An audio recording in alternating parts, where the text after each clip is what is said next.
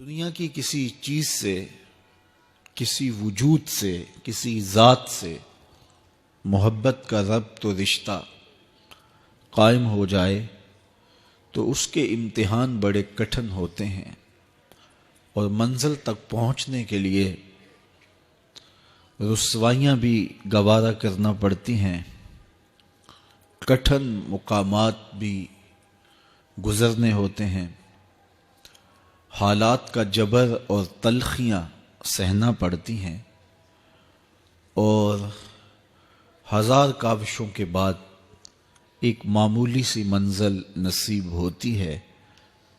تو اللہ کا پیار کوئی اتنا سستا تو نہیں کہ وہ بغیر مشقتوں کے نصیب ہو جائے۔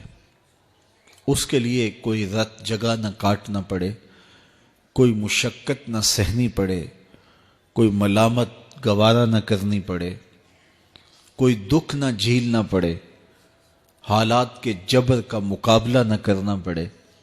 یہ کیسے ہو سکتا ہے؟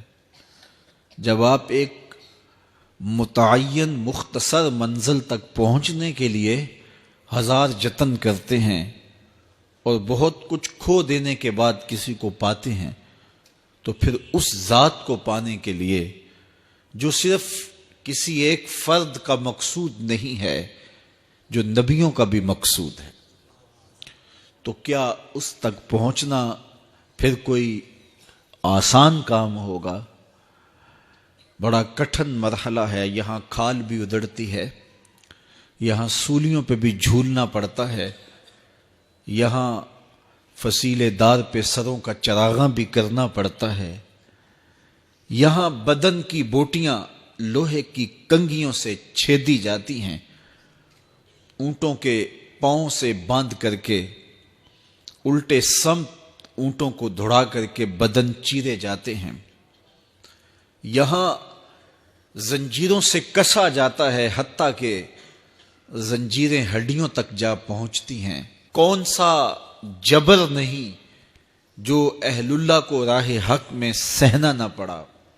سر پہ آرا رکھ کے پاؤں تک نبی چیر دیے گئے، اپنوں سے جدا ہونا پڑا، کنان کے تاریک کنووں کو آباد کرنا پڑا، مالک ابن زغر کی قید کی مشقتیں سہنی پڑی۔ وہ وقت بھی آیا کہ ایک اٹی مول پڑا اور وہ بھی خریدنے کے لیے آمادہ ہوئے۔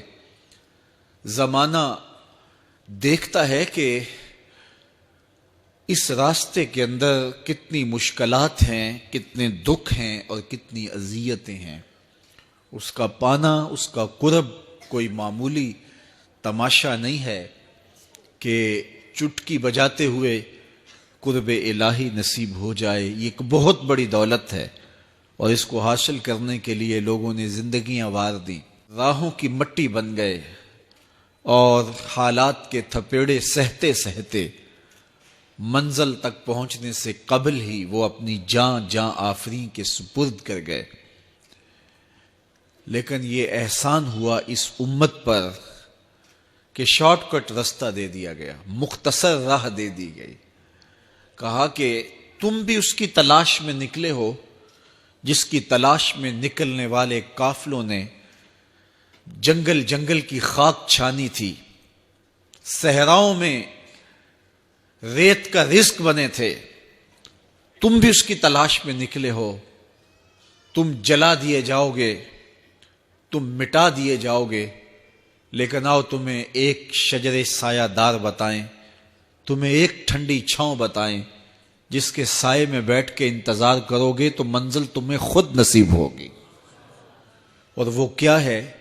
قُلْ إِن كُنتُمْ تُحِبُّونَ اللَّهَ فَاتَّبِعُونِی، کہ اگر تم اللہ سے محبت کرتے ہو تو آسان طریقہ تمہیں بتا دیتے ہیں، میرے محبوب کی چوکھٹ پہ آ جاؤ، اللہ اکبر، جس کو تم ڈھونڈنے نکلے تھے وہ تمہیں وہاں مل جائے گا، اور تم اس سے محبت کا دعویٰ رکھتے تھے وہ تم سے محبت کا دعویٰ کرے گا، اور پھر جب تم اس کے محبوب ہو جاؤ گے تو پھر جو تم کہو گے وہ کیوں نہیں ہوگا، کیونکہ محبوبوں کی تو بات مانی جاتی ہے۔